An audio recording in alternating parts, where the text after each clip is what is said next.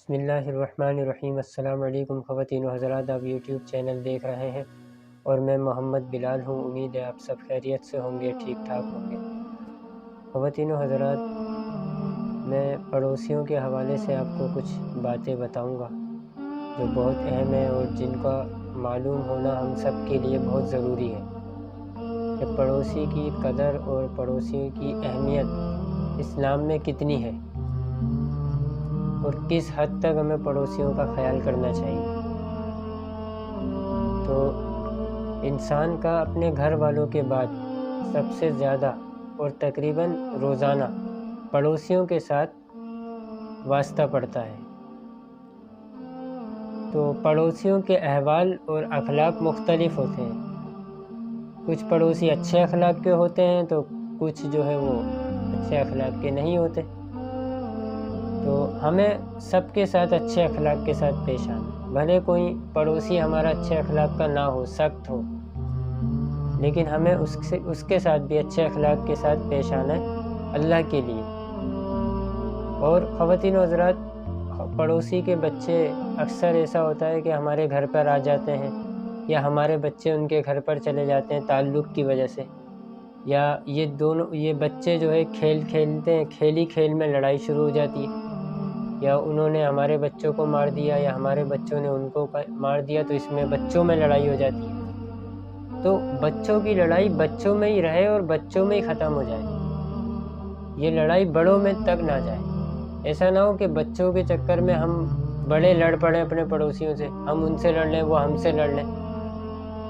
تو خواتین و حضرات، بچوں کی جو لڑائی ہے اس کو ہم درگزر کر دیں، اور وہ تھوڑی سی دیر کی ہوتی ہے اور ختم ہو جاتی ہے، اگلے دن بچے دوبارہ مل جاتے ہیں اور کھیلنے لگ جاتے ہیں۔ لیکن بڑوں کی لڑائی جو ہوگی وہ پھر دیر تک چلے گی، پھر اس کے بعد دلوں میں برائیاں۔ خواتین و حضرات، یہ اہل ایمان کا کام نہیں ہے۔ جو اہل ایمان والے ہوتے ہیں وہ ایسا کام نہیں کرتے، وہ لڑائی جھگڑا نہیں کرتے، بلکہ وہ درگزر کرتے ہیں اور وہ معاف کرتے ہیں اللہ کی رضا کے لیے۔ اور اسی کے ساتھ پڑوسیوں کے ساتھ اچھے اخلاق کے ساتھ، اچھے معاملات کے ساتھ زندگی گزارنے کی شریعت نے ہمیں بہت زیادہ ترغیب دی ہے اور بہت زیادہ ہمیں اچھے اخلاق کے ساتھ پیش آنے کو کہا ہے پڑوسیوں کے ساتھ۔ تو خواتین و حضرات، پڑوسیوں کی طرف سے ہمیں کوئی تکلیف پہنچے تو ہم اس پر صبر کریں اور برداشت کریں۔ اس صبر کا اور اس برداشت کا اللہ ہمیں بہت بہترین بدل عطا فرمائیں گے، اور اس آپ کے صبر کو اور آپ کے برداشت کو اللہ ضائع نہیں کریں گے انشاءاللہ۔ تو ہم اللہ کی رضا کے لیے پڑوسیوں کی کسی تکلیف کو پر صبر کر لیا کریں، برداشت کر لیا کریں۔ اگر کوئی ایسی تکلیف ہے جو پڑوسی کر رہے ہیں اور اس سے ہمیں تکلیف ہو رہی ہے، ہمارے گھر میں آواز آ رہی ہے یا کچھ ہو رہا ہے، مسئلہ ہو رہا ہے، تو ہم پیار محبت کے ساتھ نرمی سے انہیں سمجھا دیں اور وہ بھی ہماری بات کو سمجھ لیں، تو اس سے انشاءاللہ بہت اچھی گاڑی زندگی کی چلتی رہے گی۔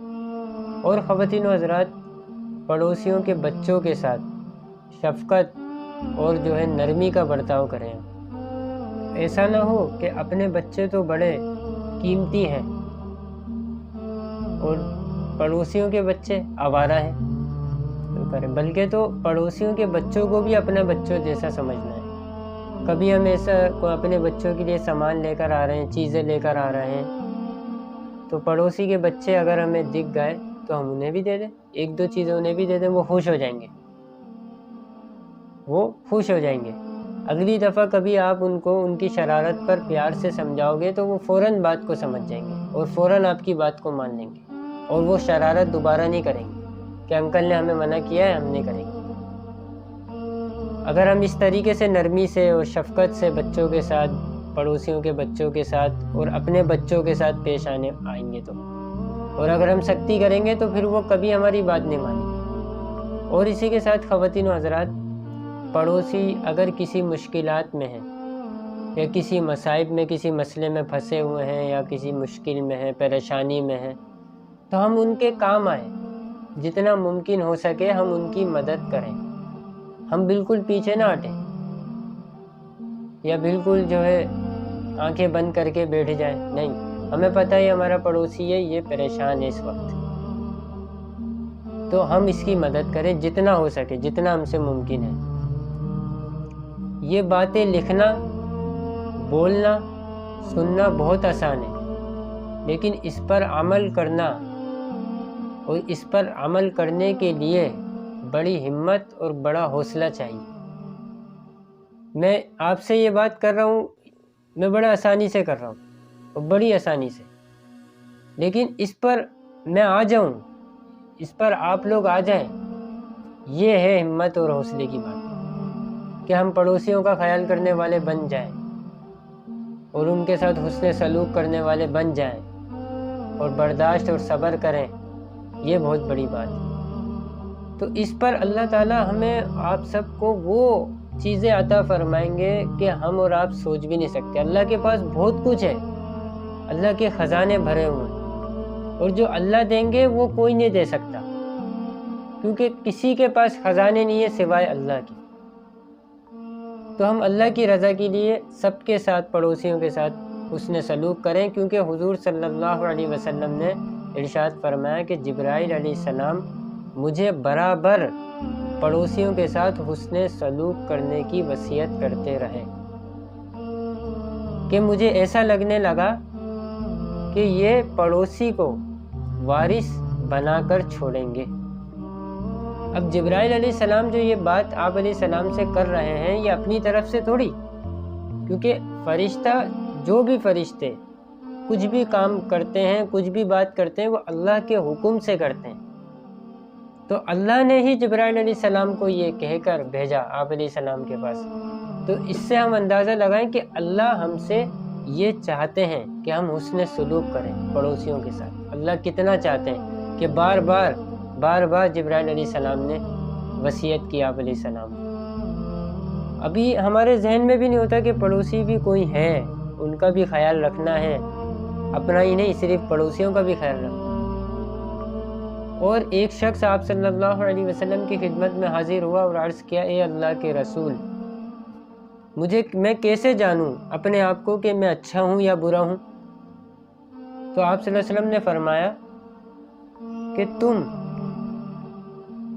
اپنے پڑوسیوں سے سنو کہ وہ کہہ رہے ہیں کہ تم بہت اچھا کام کرتے ہو، تو تم سمجھ لینا کہ تم اچھے ہو، اور اگر تم اپنے پڑوسیوں سے سنو کہ وہ یہ کہہ رہے ہیں کہ تم بہت برا کام کرتے ہو، تو تم سمجھ لینا تم برے ہو۔ مطلب اچھا اور برا کیسے پتہ چلے گا، یہ بھی آپ صلی اللہ علیہ وسلم نے بتایا کہ اگر پڑوسی کے ساتھ تم اچھے ہو تو تم اچھے ہو، اگر تم برے ہو تو پھر تم برے ہو۔ بھلے تم جتنی بھی نمازیں پڑھتے ہو، جتنا بھی صدقہ دیتے ہو، جتنی نوافل پڑھتے ہو، لیکن پڑوسیوں کے ساتھ اچھے ہو تو اچھے۔ تو خواتین و حضرات، اس کا ہم اہتمام کریں، مرد بھی اور خواتین بھی۔ تو کل تک کے لیے اپنا بہت بہت خیال رکھیے گا۔ السلام علیکم، اللہ حافظ۔